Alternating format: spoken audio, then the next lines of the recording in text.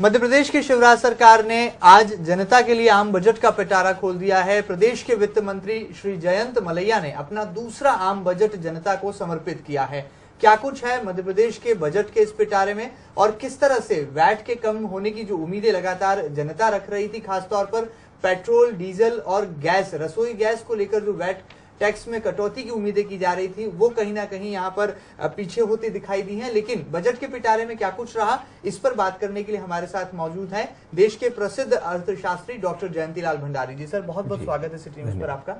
शिवराज सरकार ने बजट का पिटारा सर खोला है, ऐसे में जनता की उम्मीदों की कसौटी पर इस बजट को आप कैसा आंकते हैं और अर्थशास्त्र का गणित क्या कुछ इशारा करता है? सर, यदि हम मध्य प्रदेश के वित्त मंत्री जयंत मलैया के द्वारा प्रस्तुत वर्ष 2015-16 के राज्य के बजट को देखें तो जो पहली बात उभर के सामने आती है वो बात यह है कि यह कोई लोक लुभावन बजट नहीं है। इस बजट के माध्यम से वित्त मंत्री ने अपने सीमित संसाधनों से विभिन्न वर्गों की जो बड़ी बड़ी अपेक्षाएं थी, उन अपेक्षाओं को कुछ न कुछ पूरा करने की कोशिश की है। तो बहुत खुशियां तो ये बजट देते हुए नहीं दिखाई दे रहा है, लेकिन सभी वर्गों को कुछ न कुछ मुस्कुराहट देते हुए बजट दिखाई दे रहा है। चाहे कोई भी वर्ग ले लें हम, उद्योग हो, कृषि हो, सिंचाई हो, शिक्षा, स्वास्थ्य, कौशल प्रशिक्षण, हर एक दृष्टिकोण से इस बजट में पिछले बजट की तुलना में धनराशि बढ़ाई गई है। पिछले बजट की तुलना में करीब 20,000 करोड़ रुपए से अधिक इस बजट में बढ़े हैं। पिछला बजट 1,17,000 करोड़ रुपए का था और ये 1,40,000 करोड़ रुपए का बजट दिखाई दे रहा है। तो निश्चित रूप से कहीं न कहीं विभिन्न जो जरूरत की मदें हैं उनमें संभावनाएं जो थीं उनकी अपेक्षा कुछ न कुछ धनराशि बढ़ाई गई है। बिल्कुल सर, अगर वैट टैक्स की बात करें तो जहां कटौती को लेकर जनता की उम्मीदें थी, लेकिन इजाफा भी हुआ है। अगर तंबाकू से संबंधित जो तमाम उत्पाद हैं उनकी बात की जाए तो वहां पर वैट टैक्स में बढ़ोतरी की गई है। इसके अलावा साइकिल और ट्राईसाइकिल जैसी जो बेसिक नीड है उस पर से जो है वैट हटा दिया गया है, टैक्स मुक्त कर दिया गया है। 100 रुपए तक का सिनेमा टिकट भी अब टैक्स फ्री होगा। आखिर ये कौन सा फरमान है शिवराज सरकार का? वास्तव में प्रदेश के सामान्य लोग, प्रदेश का उद्योग और कारोबार क्षेत्र इस बार ये अपेक्षा कर रहा था कि वेट की विसंगति भी कम हो और वेट की दरें भी कम हो। वेट की दरें इतनी तो ठीक हो जाएं कि हम पड़ोसी राज्यों के बराबर खड़े हुए दिखाई दें, ताकि कारोबार और उद्योग तेजी से बढ़ सकेगा। यदि हम वेट का परिदृश्य देखें तो हमें पहली बात ये दिखाई देती है कि कुछ वस्तुओं से वेट कम किया गया है। 40 वस्तुओं से वेट 13% से घटाकर 5% किया गया है। इनसे कुछ वस्तुएं सस्ती होती हुई दिखाई दे रही है। वो आम आदमी के उपयोग की वस्तुएं भी है, वो साइकिल भी है, कृषि उपकरण भी है, और जो जूते चप्पल 500 रुपए से कम मूल्य के हैं वे भी वेट की कमी के कारण सस्ते होते हुए दिखाई दे रहे हैं। लेकिन कुछ वस्तुओं के ऊपर वेट बढ़ा दिया गया है। वेट जहां 13% था उसको 14% कर दिया गया है, और उसमें खासतौर से आरामदायक वस्तुएं, विलासिता की वस्तुएं आ रही हैं। और एक और महत्वपूर्ण निर्णय वित्त मंत्री ने किया है जो उपयुक्त भी कहा जा सकता है कि तंबाकू और पान गुटखे के ऊपर, पान मसाले के ऊपर जो वेट 13% था उसे 27% कर दिया गया है, ताकि व्यसन मुक्ति का जो एक लक्ष्य है सरकार का, लोग भी उस तरफ आगे बढ़ें। लेकिन कुल मिलाकर हम देखें कि जहां वेट से कुछ महंगाई बढ़ती है, वहीं इस बार जो वेट के कारण व्यवस्था है उससे कोई बहुत असर इस प्रदेश के बजट का महंगाई के ऊपर नहीं पड़ेगा। कहीं ना कहीं वैल्यू एडेड टैक्स यानी कि वैट की जो कटौती और बढ़ोतरी का जो आंकड़ा है वो जरूर प्रदेश की शिवराज सरकार ने जनता की उम्मीदों से जरा परे रखा है, लेकिन शिक्षा के क्षेत्र में बहुत ज्यादा मध्य प्रदेश की शिवराज सरकार फोकस करती दिखाई दी है। सर, आपसे सवाल करना चाहूंगा, स्कूलों की बात करें तो वित्त मंत्री जयंत मलैया ने अपने बजट भाषण के दौरान कहा कि 100 मिडिल स्कूलों को हाई स्कूल में तब्दील किया जाएगा। इसके अलावा मेडिकल कॉलेजों में तकरीबन 600 से ज्यादा शिक्षकों की भर्ती होगी। यानी कि चिकित्सा शिक्षा की बात करें या बेसिक प्राइमरी एजुकेशन की बात करें, दोनों ही मसलों पर संवेदनशील रवैया रहा वित्त मंत्री का। इसे लेकर क्या प्रावधान आप मानते हैं सर? निश्चित रूप से शिक्षा की गुणवत्ता मध्य प्रदेश की बहुत बड़ी जरूरत है।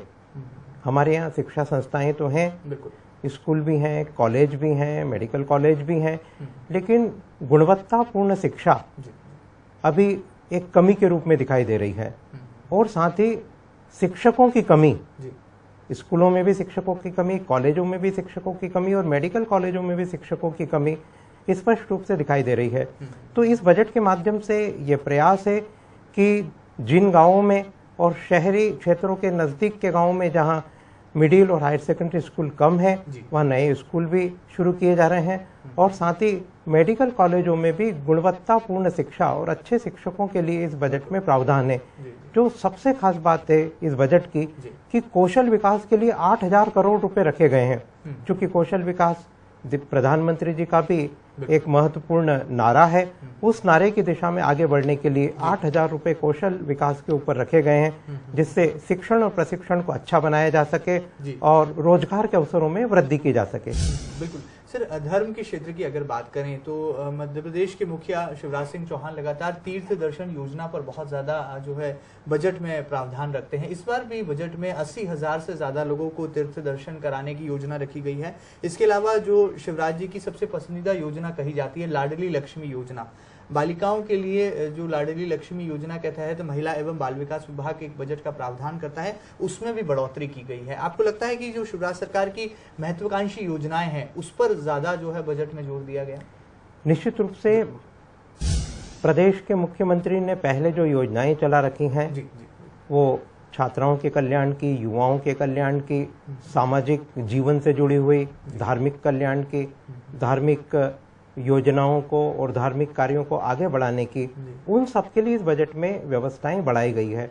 और कुछ और योजनाएं जो महिलाओं से संबंधित हैं, जो नई पीढ़ी से संबंधित हैं, वो नई योजना भी इस बजट के अंदर शामिल की गई है। सिंहस्थ के लिए भी जहां धार्मिक पक्ष आता है, 300 करोड़ रुपए इस बजट के अंदर रखे गए हैं ताकि अगला सिंहस्थ बहुत अच्छा किया जा सके। तो एक जो सामाजिक और धार्मिक परिदृश्य है, वहां पर सरकार इस बजट के माध्यम से धनराशि बढ़ाते हुए दिखाई दे रही है, क्योंकि सरकार अपने सामाजिक परिदृश्य को और ज्यादा खुशनुमा बनाने का लक्ष्य हमेशा रखते हुए दिखाई देती है। बिल्कुल सर, अर्थशास्त्र का अंक गणित क्या कहता है? आप कितने नंबर देंगे मध्य प्रदेश की शिवराज सरकार के इस आम बजट को? और प्रदेश की जनता के लिए जरूर एक लोक लुभावन बजट ये साबित नहीं हो पाया, लेकिन उसके बावजूद भी तकनीकी पहलुओं का बहुत ज्यादा ध्यान रखा गया। ऐसे में आपकी नजर में कितने नंबर इस बजट को आप देते दिखाई दे रहे हैं? यदि हम बजट को 10 में से कितने अंक दें, इस बात पे विचार करें और बजट के सारे प्रावधानों को देखें, वित्त मंत्री की सीमाओं को देखें, लोगों की संभावनाओं को देखें, लोभ लुभावन पक्ष देखें, इन सारे आधारों पे यदि हम देखें तो इस बजट को 10 में से 7 अंक जरूर दिए जाने चाहिए। और ये अंक भी तब ज्यादा सार्थक होंगे जबकि वित्त मंत्री कर राजस्व के लिए बहुत अच्छे प्रयास करते दिखाई दें। केंद्र से हमें जो वित्तीय मदद आनी है वो मदद पूरी तरह से आ जाए, ताकि हमारा जो राजस्व घाटा है वो बहुत नहीं बढ़ सके और साथ ही राजकोषीय घाटा भी नियंत्रित रह सके। इस हिसाब से 10 में से 7 अंक हम जरूर दे सकते हैं। चलिए, जरूर यहाँ पर जाने माने अर्थशास्त्री डॉक्टर भंडारी साहब जरूर प्रदेश की शिवराज सरकार को 10 में से 7 अंक देते हैं, लेकिन जनता के रिपोर्ट कार्ड में इस आम बजट को कितने अंक मिलते हैं इसका फैसला जरूर जनता करेगी। और देखना होगा कि इस बजट में जो बड़े प्रावधान किए गए हैं वो किस तरह से जनता की अपेक्षाओं की, उनकी कसौटी पर खरे उतर पाते हैं। सर, हमसे बातचीत के लिए बहुत बहुत धन्यवाद। तो यदि सिटी न्यूज की खास पेशकश खुल गया बजट का पिटारा, उम्मीद है कि जनता से जुड़े तमाम पहलुओं को विशेषज्ञ के जरिए किस तरह से जनता के पक्ष में बहुत कुछ निकल कर आता है इस आम बजट में, ये बताने की कोशिश सफल रही होगी। फिलहाल इजाजत दीजिए और देखते रहिए लगातार सिटी न्यूज। नमस्कार।